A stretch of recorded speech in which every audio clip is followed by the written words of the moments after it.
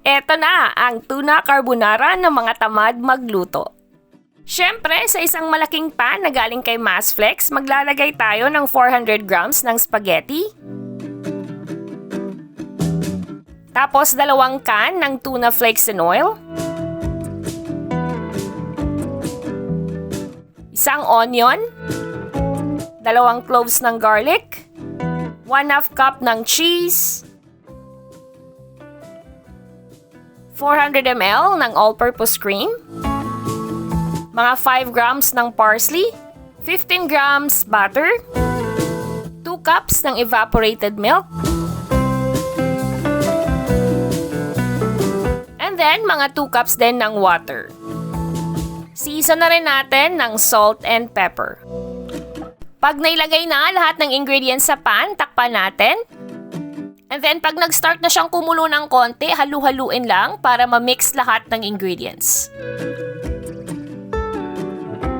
Tapos, istatakpan natin siya ulit at lulutuin natin ng mga 30 to 40 minutes o hanggang sa maging al dente na yung pasta at maging saucy na yung ating tuna carbonara.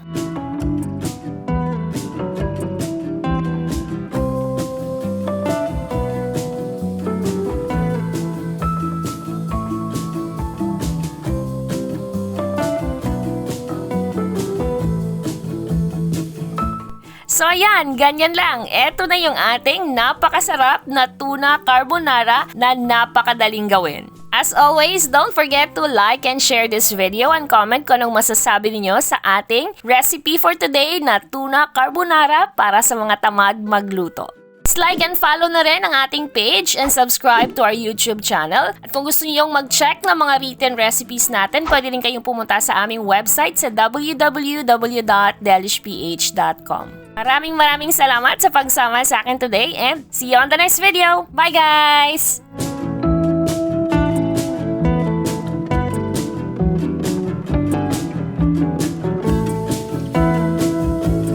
Mas Flakes cookware and kitchenware for the love of cooking.